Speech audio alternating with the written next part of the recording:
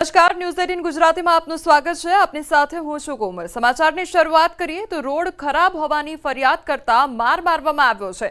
પાટણમાં આ બનાવ સામે આવ્યો છે, જ્યાં ટોલ બૂથ પર એક વાહન ચાલકે ફરિયાદ કરી તો તેને માર મારવામાં આવ્યો। સાતલપુર ભારતમાલા હાઈવે પર ટોલ બૂથના કર્મચારીઓએ વાહન ચાલક પર હુમલો કર્યાનો આરોપ છે। તો બકુત્રા ગામ નજીક ટોલ બૂથ પર વાહન ચાલક પરિવાર પર થયેલ હુમલાની ઘટનાનો વિડીયો સામે આવ્યો છે।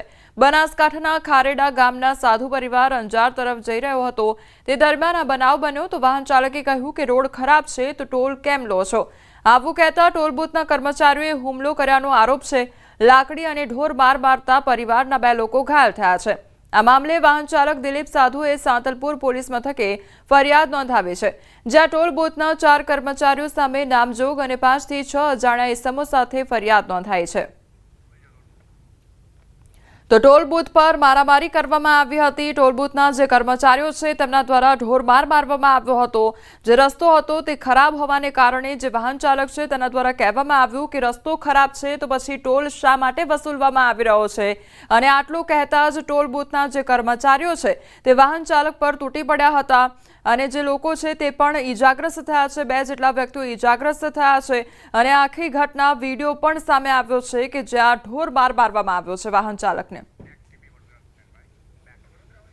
વડોદરાના તલસાલી પદમ પાર્ક સોસાયટીમાં ગેરકાયદેસર દબાણો મામલે મારામારી થઈ અને સોસાયટીમાં દબાણ મામલે મળેલી બેઠકમાં થઈ બબાલ। સોસાયટીના પ્રમુખ અનિલ બહેરી પર હુમલો કરવામાં આવ્યો। સસપાલ જાટ નામના રહીશે પ્રમુખને લાફા ઝીકી દીધા હતા તો સોસાયટી પ્રમુખને આંખમાં ઈજાઓ પહોંચતા પોલીસ પણ બોલાવી પડી હતી। તો વડોદરાનો આ મામલો સામે આવ્યો છે કે જ્યાં તરસાલી પદમ પાર્ક સોસાયટીમાં ગેરકાયદેસર દબાણો મામલે મારામારી કરવામાં આવી। સોસાયટીમાં દબાણ મામલે મળેલી બેઠકમાં બબાલ સર્જાઈ હતી તો સોસાયટીના પ્રમુખ અનિલ બહેરી પર હુમલો કરવામાં આવ્યો હતો। સંવાદદાતા હાર્દિક અમારી સાથે જોડાઈ ગયા છે। હાર્દિક, બબાલનો જે આખો મામલો સામે આવ્યો ત્યારબાદ કયા પ્રકારે મામલો થાળે પાડવામાં આવ્યો હતો? બિલકુલ, જો વડોદરાની આ પદમ પાર્ક સોસાયટીની વાત કરવામાં આવે તો ઘણા લાંબા સમયથી દબાણોને લઈને વિવાદ ચાલી રહ્યો છે। સોસાયટીના કેટલાક જે રહીશો છે તેમના દ્વારા ગેરકાયદેસર દબાણો કરવામાં આવે છે, ત્યારે આજે દબાણો દૂર કરવાને લઈને એક મહત્વપૂર્ણ બેઠક જે છે સોસાયટીમાં મળી હતી।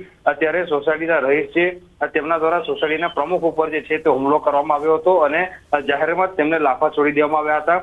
જે પ્રમુખ છે તેમને આંખના ભાગે સામાન્ય ઈજા થઈ હતી, જેના કારણે તેમને તાત્કાલિક પોલીસ બોલાવી હતી અને સારવાર માટે તેમને હોસ્પિટલ ખાતે ખસેડવામાં આવ્યા હતા। ઉલ્લેખનીય બાબત એ છે કે આ સોસાયટીના દબાણોનો જે પ્રશ્ન છે તે લાંબા સમયથી ચાલી રહ્યો છે।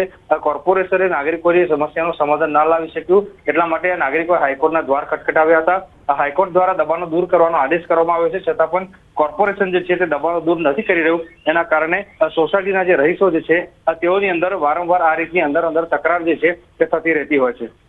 જે હાર્દિક, સમગ્ર માહિતી બદલ આપનો આભાર। વડોદરાની એસએસજી બાદ હવે ગોત્રી હોસ્પિટલમાં વિવાદ સર્જાયો છે। દર્દીઓ માટે સુવિધાના નામે ધાંધિયાનો વિડીયો વાયરલ થઈ રહ્યો છે। દર્દીઓને ફ્લોર પર સુવડાવી અપાઈ રહી છે સારવાર। દર્દીઓની દયનીય સ્થિતિનો વિડીયો વાયરલ થતા અનેક સવાલ ઉઠ્યા છે। દર્દીઓની સંખ્યા વધુ કે પછી બેડની અછત તે તપાસનો વિષય થયો છે। વાયરલ વિડીયોની ન્યૂઝ 18 પુષ્ટિ નથી કરતું। તો વડોદરાનો આ મામલો સામે આવ્યો છે કે જ્યાં તે ઘટના અત્યારે વિડીયો પણ સોશિયલ મીડિયામાં વાયરલ થઈ રહ્યો છે। વડોદરાની એસએસજી બાદ હવે ગોત્રી હોસ્પિટલનો આ વિવાદ સામે આવ્યો છે। દર્દીઓ માટે સુવિધાના નામે ધાંધિયાનો વિડીયો વાયરલ થઈ રહ્યો છે। દર્દીઓને પૂરતી સુવિધા પ્રાપ્ત નથી થઈ રહી અને તે પુરાવો આ વિડીયોમાં જોવા મળી રહ્યો છે। દર્દીઓને ફ્લોર પર સુવડાવી સારવાર આપવામાં આવી રહી છે। દર્દીઓની દયનીય સ્થિતિનો વિડીયો વાયરલ થતા અનેક સવાલ ઉઠી રહ્યા છે કે આ કયા પ્રકારની સારવાર દર્દીઓને આપવામાં આવી રહી છે। પૈસા ભરપેટ લેવામાં આવતા હોય છે અને ત્યારે જ્યારે સારવાર કરવાની વાત આવતી હોય છે ત્યારે તે સારવાર દર્દીઓને પ્રાપ્ત થતી નથી અને એ જ પુરાવો આ વિડીયોમાં પણ જોવા મળી રહ્યો છે। દર્દીઓની સંખ્યા વધુ કે પછી બેડની અછત વર્તાઈ છે તેને લઈને પણ ઘણા સવાલો છે, તે તપાસનો વિષય બન્યો છે। વાયરલ વિડીયોની ન્યૂઝ 18 પુષ્ટિ કરતું નથી। સુરેન્દ્રનગરમાં પાણીજન્ય રોગચાળો વકર્યો છે। સિવિલ હોસ્પિટલમાં દર્દીઓની લાંબી કતારો જોવા મળી રહી છે। દૈનિક ઓપીડી કેસમાં 50 થી વધુ કેસનો વધારો નોંધાયો છે। અગાઉ દરરોજ જે 400 થી 500 કેસની ઓપીડી નોંધાતી હતી તેમાં પણ દૈનિક 50 થી વધુ કેસોનો વધારો જોવા મળી રહ્યો છે। તેમજ ઓગસ્ટ માસમાં સિવિલ હોસ્પિટલમાં જ ડેન્ગ્યુના 6 કેસ નોંધાયા હતા। ત્યારે દર્દીઓ પણ કહી રહ્યા છે કે વિવિધ જગ્યાએ ખાડાઓમાં પાણી ભરાવાને કારણે મચ્છરજન્ય રોગચાળો વકર્યો છે, જેનો સત્વરે નિકાલ કરવા માંગ ઉઠી છે। પાણીજન્ય રોગોથી બચવા માટે આપણે થોડું ધ્યાન રાખવું જોઈએ। પાણી ઉકાળીને પીવું જોઈએ, હાથ ધોવા જોઈએ વ્યવસ્થિત, કારણ કે ચોમાસાના અંદર આ જે પાણીજન્ય રોગો છે જેવા કે ડાયરિયા છે, ટાઇફોઇડ છે, કોલેરા છે, હિપેટાઇટિસ છે, થવાની શક્યતા વધારે હોય છે। ત્યારે હું મારા બાબાની દવા લેવા આવ્યો હતો।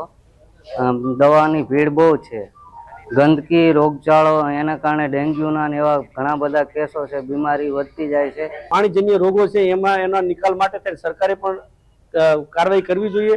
પાણીના નિકાલ કરવો જોઈએ, ખાડા ખાબોચિયા ભરેલા હોય ત્યાં દવાનો છંટકાવ કરવો જોઈએ અને મેલેરિયા અને ડેન્ગ્યુ જેવા રોગનું નિવારણ લાવવા માટે બધી કાર્યવાહી કરવી જોઈએ। હવે આગળ વાત કરીએ નેપાળમાં જે ગુજરાતીઓ અટવાયેલા છે તેના વિશે। ત્યારે નેપાળ બોર્ડર પરથી ગ્રાઉન્ડ ઝીરો રિપોર્ટ સામે આવ્યો છે। ન્યૂઝ 18ની ટીમ પહોંચી નેપાળ બોર્ડર પર નેપાળની જેલમાંથી 7000 કેદીઓ ભાગી ગયા છે। બિહારને અડીને આવેલી તમામ નાની મોટી બોર્ડર સીલ કરી દેવામાં આવી છે। બંને દેશો વચ્ચેની અવરજવર સંપૂર્ણપણે બંધ થઈ ગઈ છે। નેપાળમાં ફસાયેલા લોકોને પણ ભારત આવવામાં મુશ્કેલી પડી રહી છે। નેપાળમાં બગડેલી પરિસ્થિતિ વચ્ચે બધા લોકો સુરક્ષિત સ્થળો તરફ ભાગી રહ્યા છે।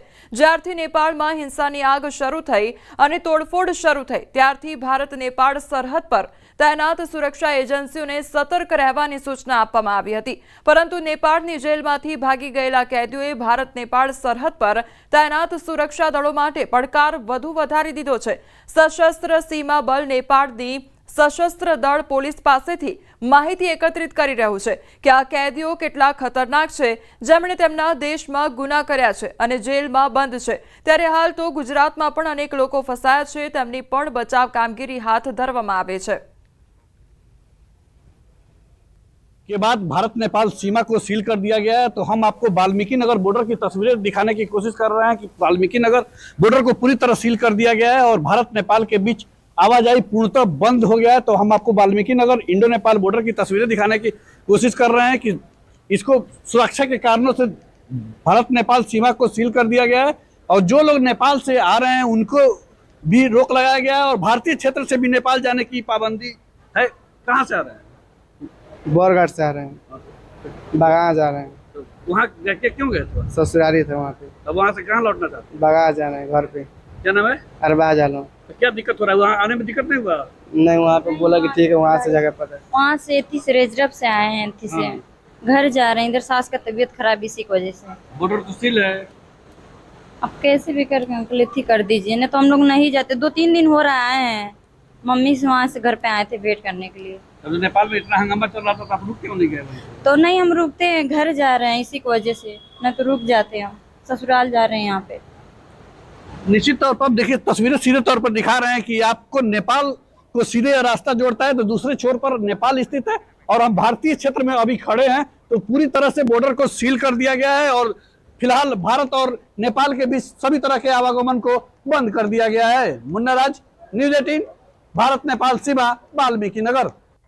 તો અત્યારે નેપાળ બોર્ડર પર તંગદિલીનો માહોલ જોવા મળી રહ્યો છે, કારણ કે ચારે બાજુ જે વિરોધ કરનારા યુવાનો છે તેમના દ્વારા ચારે બાજુ આગચંપી કરવામાં આવી હતી અને વિરોધમાં તોડફોડ પણ એટલી કરવામાં આવી હતી। બીજી તરફ જે ગુજરાતીઓ અટવાયા છે તેમને જે ગુજરાત લાવવા માટેના પૂરેપૂરા પ્રયાસ પણ હાથ ધરવામાં આવી રહ્યા છે। તમામ જે લોકો છે તે અત્યારે અટવાઈ ગયા છે, તેમને શું કરવું શું ન કરવું તેને લઈને ઘણા સવાલો છે। બીજી તરફ જે જેલના કેદીઓ છે તે પણ ભાગી છૂટ્યા છે। સુરેન્દ્રનગરના રતનપરનું દંપતી નેપાળના કાઠમંડુમાં હાલની પરિસ્થિતિમાં ફસાઈ ગયો છે। વિરમભાઈ ડાભી અને તેમના પત્ની ગૌરીબેન ડાભી 4 સપ્ટેમ્બરે નેપાળ ફરવા માટે ગયા હતા અને 9 સપ્ટેમ્બરે કાઠમંડુ પહોંચ્યા હતા, જ્યાં અલગ અલગ રાજ્યના 200થી વધુ પ્રવાસીઓ કાઠમંડુ ગૌશાળામાં રોકાયા હતા।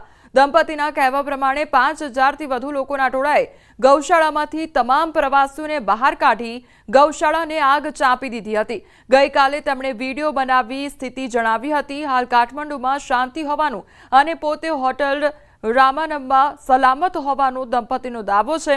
તો ભારત સરકાર તમામ ભારતીય પ્રવાસીઓને પરત લાવે તેવી માંગ છે.